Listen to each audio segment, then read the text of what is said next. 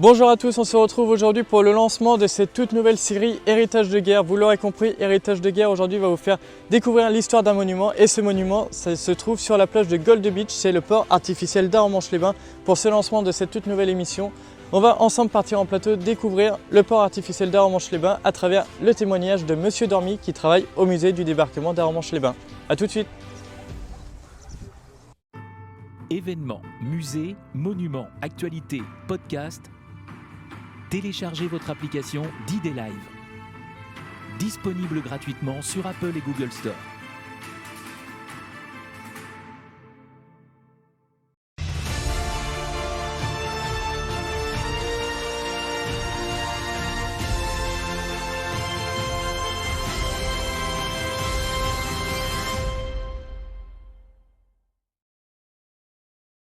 Alors on se retrouve avec Monsieur Dormy. Pouvez-vous vous présenter? Quel est votre rôle au sein du musée du débarquement d'Arromanches-les-Bains?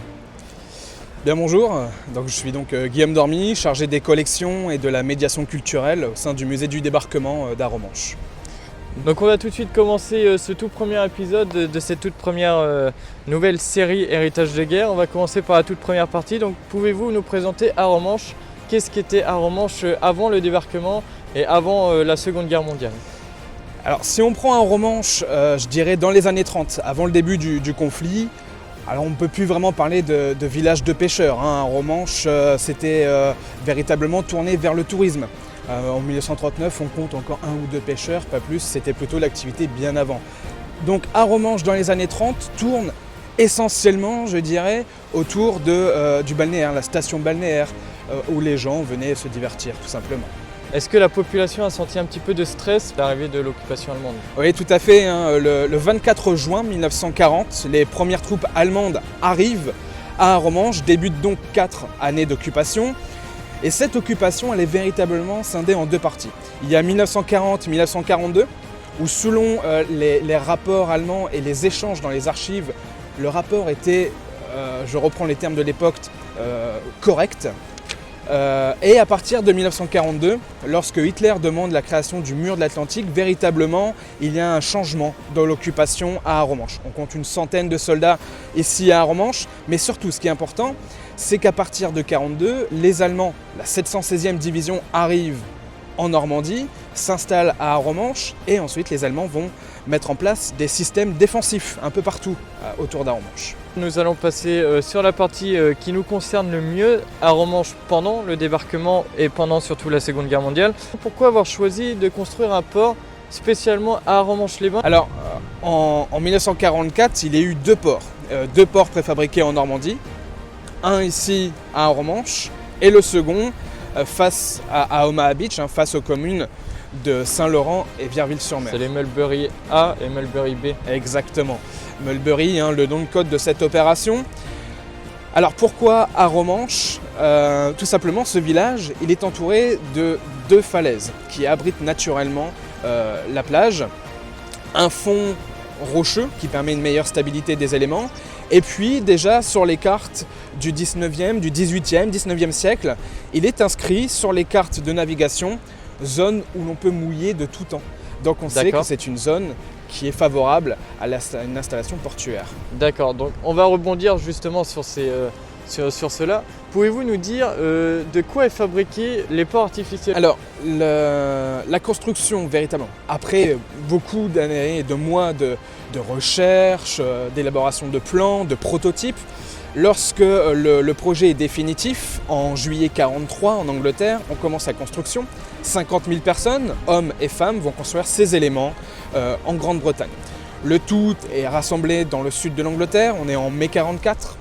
Le 6 juin, le débarquement a lieu et dès le lendemain, les premiers éléments des ports préfabriqués arrivent au large de la Normandie. Les premiers éléments, ce sont ces vieux navires qui étaient appelés en nom de code block ship. Il y en avait 15 ici à Arromanches, coulés les uns à côté des autres, à environ 2 km au large, où l'on voit les caissons Phoenix aujourd'hui. D'accord. Donc ces navires, ils étaient coulés ici, sont venus ensuite depuis l'Angleterre, flottant sur l'eau, tractés par des navires.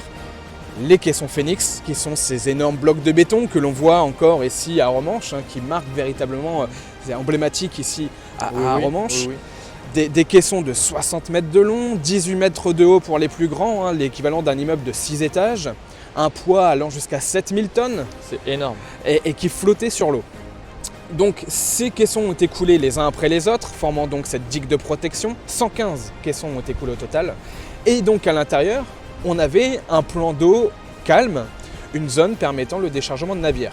Donc à l'intérieur de ce port, il y avait des plateformes de déchargement et ces routes flottantes qui permettaient donc le déchargement continu. Donc une fois le port installé, que tout est installé, on y venait décharger du matériel. Alors, il faut voir le déchargement sur le port d'Arromanches sur l'ensemble de son activité. C'est-à-dire que véritablement, le port d'Arromanches, c'est de juin, mi-juin, fin juin 44. Il y a eu cette tempête. Hein, il ne faut pas oublier cet événement qui est très important, hein, du 19 au 22 juin 44, qui a complètement d'ailleurs détruit le port américain pour des raisons très techniques. Et ici, à Arromanches, donc ce port va continuer un déchargement continu allant donc, on va dire, début juillet jusqu'au 19 novembre 1944.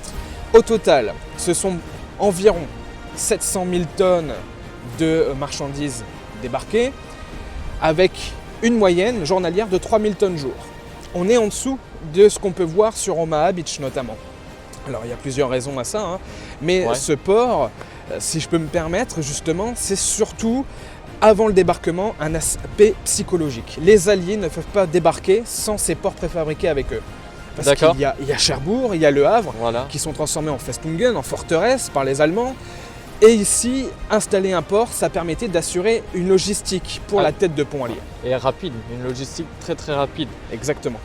Donc on sait que ce port a eu un impact. Est-ce qu'il a eu un impact réel sur le front avec la vitesse du déchargement qui était énorme à l'époque? Puisque vous le voyez sur les images, on a un port qui est gigantesque. Comme je disais tout à l'heure, Arromanches, au mois de juillet 1944, est le seul port en eau profonde à pouvoir assurer un déchargement jusqu'à ce que Cherbourg soit remis en état d'activité. Lorsque les Allemands ont complètement détruit le port de Cherbourg, il a fallu du temps pour le génie américain de remettre tout en place. Le Havre, n'en parlons pas, il a été complètement détruit et reprendra son activité en 1952. Arromanches, port en eau profonde, a un impact surtout à des moments cruciaux. Au moment où la poussée vers Caen, hein, nous sommes fin juin 44, opération Epson, début juillet, la poussée, vraiment la prise de Caen, Arromanches a un impact pour venir débarquer du matériel quand d'autres secteurs sont complètement fermés. D'accord. Lors de la tempête 19 au 22 juin, même si le port est endommagé, on continue le déchargement. Et il faut se souvenir qu'à ce moment-là, les troupes alliées vont puiser dangereusement dans leur stock de munitions. La seule façon de pouvoir agrémenter la tête de pont et fournir du matériel, c'est par le port d'Arromanches. Donc cet aspect, il est très important. Il faut tout de même préciser qu'à Arromanches, c'est 15% c'est énorme. Du ravitaillement des plus de 3 millions de tonnes déchargées sur la bataille de Normandie. Donc sur les 3 millions de tonnes déchargées, on pouvait y décharger des jeeps, des chars j'imagine. On pouvait ici également y décharger de la nourriture pour le confort de vie des soldats. Pour rappeler justement la façon dont le port était mis en place, il y avait 3 quais de déchargement. D'accord. Un quai pour les munitions et les marchandises. Au milieu, ce grand quai central qui était juste ici devant nous, il faut l'imaginer, en 1944, avec 7 quais les uns à côté des autres, hein, un quai long de 750 mètres. Imaginez, 7 navires pouvaient être déchargés en même temps le long de ce quai. C'est énorme, 7 navires. Et donc, les marchandises, comme vous le disiez, nourriture, munitions, etc., passaient par le quai central du port.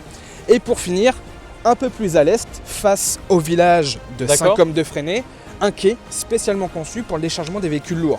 Et on y voit notamment débarquer des divisions blindées, telles que la première division blindée polonaise, mais aussi la brigade Piron, les Belges, accompagnés de luxembourgeois, de ne pas oublier, mais aussi les tchécoslovaques. Je voudrais aussi, pour exemple, la 4e division blindée canadienne va débarquer aussi en partie par le port d'Arromanches. Voilà. Donc ce renfort, notamment avec des chars Sherman, mais aussi des bulldozers, etc., va arriver en partie par le port d'Arromanches. Donc là, on va passer à la dernière partie qui nous concerne. Une fois le débarquement passé, une fois la Seconde Guerre terminée, plus ou moins en Normandie, en tout cas la bataille de Normandie. Comment le port est perçu aujourd'hui, tant sur le plan historique que touristique? Alors, il faut savoir que dès la fin de la Seconde Guerre mondiale, Arromanches devient, je dirais, l'épicentre du tourisme sur le débarquement de Normandie. Le port, il est perçu de deux façons.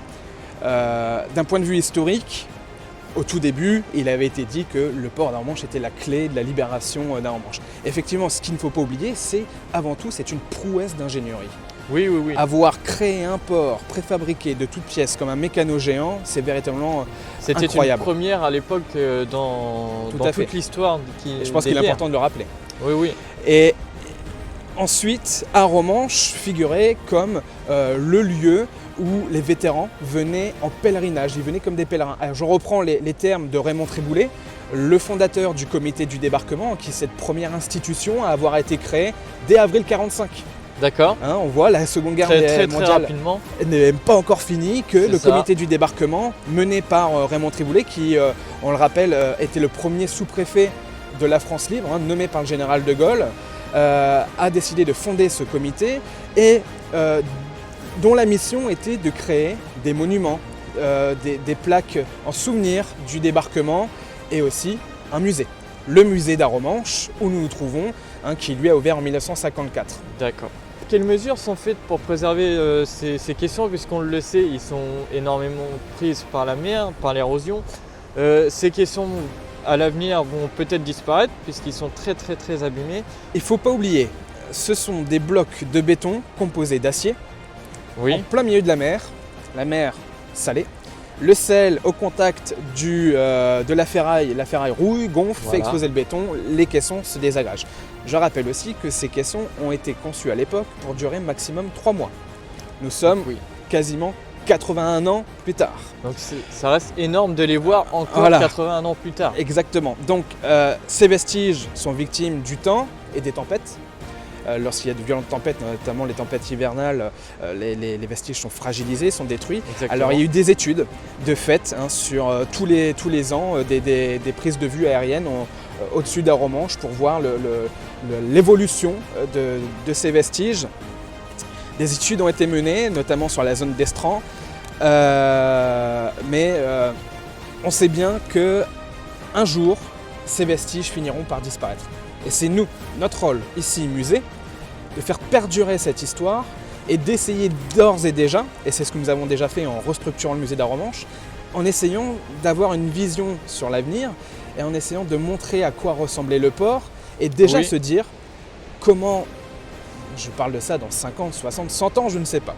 Il y a des études qui ont été faites à l'époque où sûrement d'ici, dans 100 ans, il n'y aura quasiment plus rien de visible. Mais seules les futures générations seront témoins de ça. C'est ça. Donc nous, notre rôle, c'est de venir essayer de montrer aux gens, dès maintenant, déjà à quoi ressemblait le port dans son ensemble. Puisque aujourd'hui on le voit, il y a seulement des vestiges en béton, mais à l'époque il y avait de l'acier partout, des plateformes partout.